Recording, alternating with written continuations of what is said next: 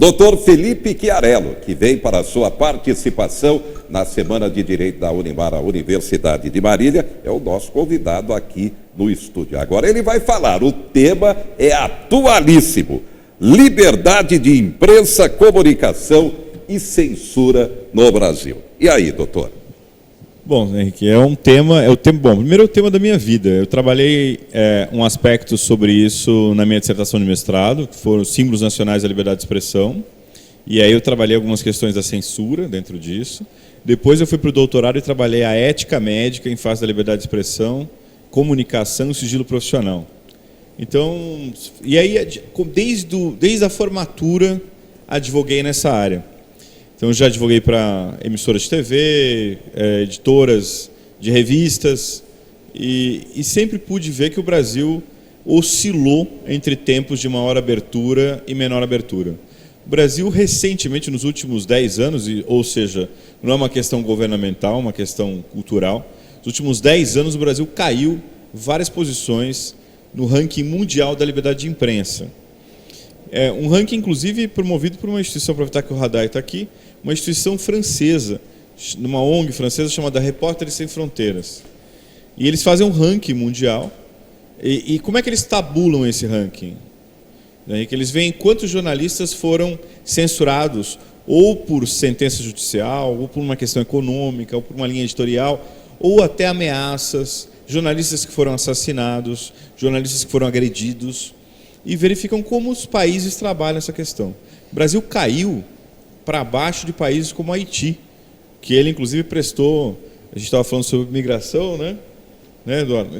Ele prestou socorro com as forças de paz da ONU, né? Liderou as forças de paz da ONU no Haiti e deixou a sua lição de casa da liberdade de imprensa para trás do Haiti.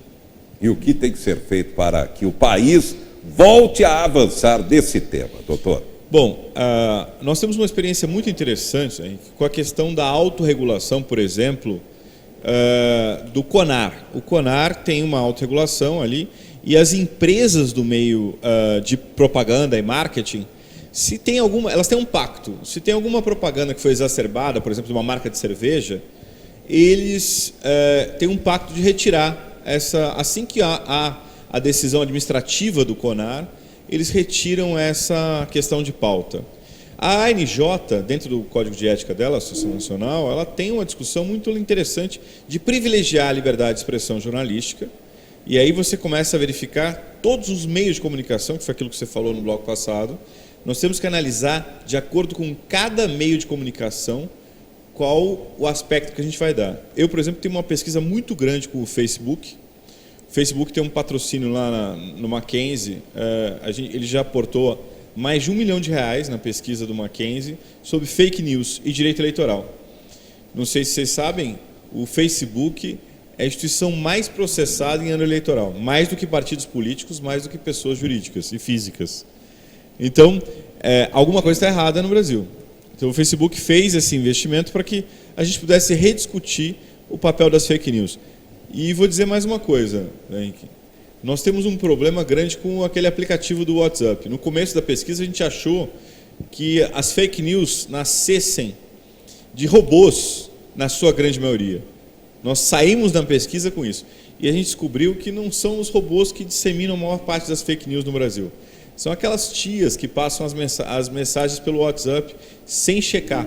Por isso que agora tem uma ferramenta no WhatsApp, quando você vai encaminhar uma mensagem, aparece mensagem encaminhada. É para você verificar que essa mensagem não é da pessoa que te passou. Ela já veio de outra pessoa anterior. Bem, só para a gente concluir, eu vou querer a opinião dele também. O assunto é polêmico. O presidente Bolsonaro determinou a Ancine está vetando financiamento de filmes para LGBT. É uma censura, doutor? Eu acho que, primeiro que eu acho que não é papel da presidência da República, nesse caso, debater que tipo de vedação ele vai dar ou a que tipo de filme. A gente tem conselhos dentro da administração pública que podem trabalhar essas questões, mas acho que especificamente você vetar, na minha concepção, não é adequado, não é pertinente. Eu acho que você fazer uma vedação a qualquer tipo de censura prévia, como é esse caso, Então nós não vamos mais disseminar ideias sobre tal coisa. Eu acho que é muito mais interessante você analisar conteúdos, ver se o conteúdo exacerbou questões de liberdade, confundindo liberdade com libertinagem, porque existem conteúdos nas mais diversas áreas, inclusive jornalísticas, que eles confundem a questão, por exemplo, da liberdade de expressão e imprensa, que é o que o artigo da Constituição da Comunicação Social fala, da finalidade educativa, do respeito aos valores éticos da pessoa e da família, mas acho que a censura prévia é sempre danosa. Doutor Rabá Belaide é outro convidado para a Semana de Direito da Unimar e nosso convidado aqui também para falar sobre o seu tema. Doutor Rabá, boa noite. Boa de noite. onde veio o doutor Rabá? Então, esse nome é argelino, mas eu nasci na França e eu estou aqui no Brasil, na cidade de Goiânia. Eu sou professor titular da Federal de Goiás, na Faculdade de Direito. Eu sou vice-coordenador do programa de mestrado e, de certa forma, o meu percurso ilustra a fala do meu colega Eduardo, da Federal Fluminense, porque a minha história de família é uma história de migrações. O meu pai nasceu na Argélia, eu nasci na França e a minha filha nasceu no Brasil. Bem, fazendo um rápido comentário sobre seu tema, então. Meu tema hoje trata, na verdade, da polissemia do termo direito. O que isso significa? Na verdade, e eu reparei ao longo da minha carreira, ainda de poucos anos, mas de mais de 15 anos, na verdade, que o jurista geralmente sofre de alguns preconceitos, tanto na pesquisa quanto como operador do direito. Quanto à pesquisa, o jurista geralmente sofre de preconceitos por outros colegas das ciências sociais. Somos chamados de pessoas que geralmente não sabem produzir pesquisas chamadas de científicas. Isso tem alguns motivos, tem algumas razões. O tema do meu minicurso visa mostrar que, geralmente, essa confusão procede de uma mistura de níveis de análise. A palavra direito é polissêmica. A gente precisa saber do que a gente está falando. Nós temos, na verdade, métodos, metodologia, níveis de análise que precisam ser distinguidos. Tá? Isso visa, de certa forma, fazendo jus à fala do meu colega Felipe Chiarello, da CAPES, faz jus, de certa forma, para mostrar que o jurista pode conseguir produzir pesquisas chamadas de científicas. E isso pode ser esclarecido a partir de certos métodos. É isso que eu pretendo hoje conversar com os alunos aqui da Unimar. E, é claro, aproveitando até mesmo a globalização e a tecnologia da informação para levar essa mensagem, não, doutor? Sem dúvida, sem dúvida. O professor Felipe Chiarello acabou de falar do Facebook, e dessa importância da fake news. Nós estamos passando por certos tempos tenebrosos, tem o conceito de pós-verdade que está sendo lançado de forma recente, e o tema, de certa forma, do meu minicurso visa resguardar, de certa forma, o tema da verdade. Eu sou bastante racionalista como modo de pensar, e eu acredito que os juristas, pesquisadores, conseguem, sem dúvida, fornecer pesquisa que possam ser chamadas de científicas. Inclusive, somos, de certa forma, os pilares da democracia. Já tinha vindo a Marília? Já tinha vindo a Marília? Primeira vez em Marília, gostei da cidade, parece que vocês têm uma grande qualidade de vida, pelo fato da cidade ter ainda dimensões humanas. Quero também agradecer muito os colegas de Marília, o professor Franz, o professor Walter.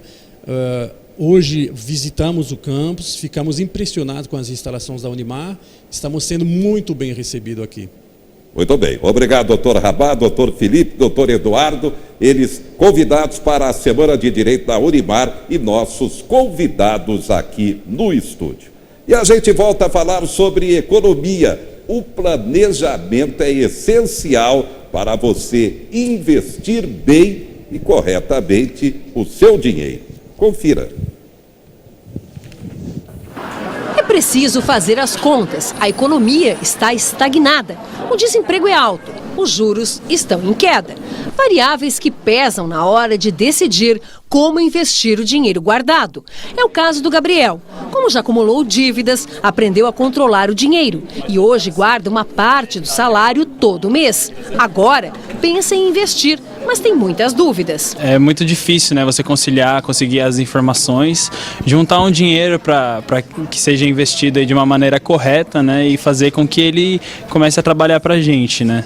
As opções possíveis são bem conhecidas. Investir em moeda estrangeira, comprar dólares, por exemplo. Hoje a moeda fechou em R$ 4,06, alta de 6,48% este mês. Em ações, a Bovespa fechou em baixa de 0,25% aos 99.222 pontos, queda de 2,54% este mês. Por meio do Tesouro Direto, que se divide em Selic, pré-fixado e IPCA. E tem também a tradicional caderneta de poupança. Para quem é conservador, tem pouco dinheiro, até 6 meses, por exemplo, deixar dinheiro na caderneta de poupança é um bom investimento comparado, por exemplo, a deixar o dinheiro no Tesouro Selic. Porque quando você tira o imposto de renda, tira as taxas e compara o rendimento líquido, você vai ver que até a caderneta de poupança ganha de certos investimentos. E para quem pretende investir em imóveis, há novidades. A Caixa anunciou hoje uma nova linha de financiamento habitacional, com a atualização do saldo devedor pelo IPCA, o índice que mede a inflação.